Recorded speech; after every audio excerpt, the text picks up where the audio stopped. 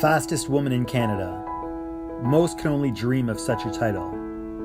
But when Khamica Bingham ran 11.13 seconds in the 100-meter final at the 2015 Pan Am Games, that's exactly what she could call herself.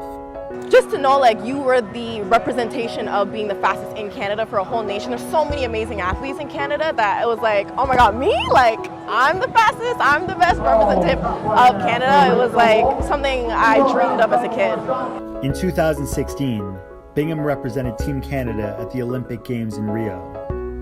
She'll never forget what it felt like to walk into Maracana Stadium for the opening ceremonies.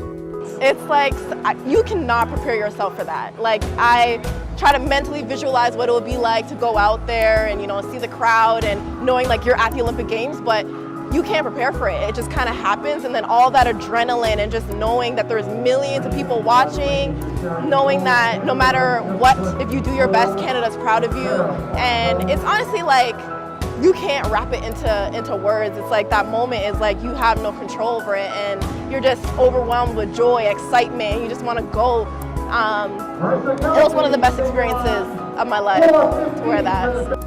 Bingham ran anchor for the women's 4x100 meter relay team. The women's team hadn't made the finals at this event since 1984. It looked like the drought would continue when Canada fell behind China in the semi-final heat.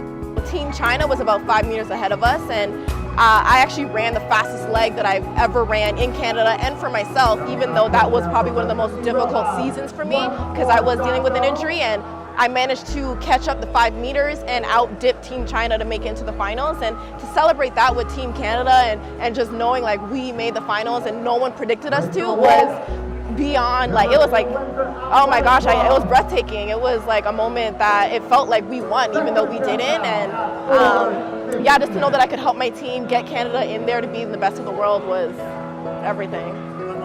As great as the Rio Games were, Bingham has much higher expectations going forward. Rio was like the warm-up. It was kind of like get the experience of being at the Olympics, get, you know, all of it. And then now that I've experienced that, it's like 2020 is like all business. 2020 is all business.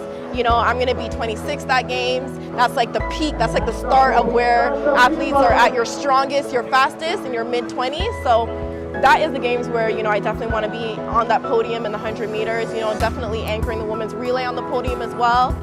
The North York native draws motivation from the memory of her good friend and teammate DeAndre Barnaby. Bingham was there when Barnaby tragically drowned off the beach in St. Kitts.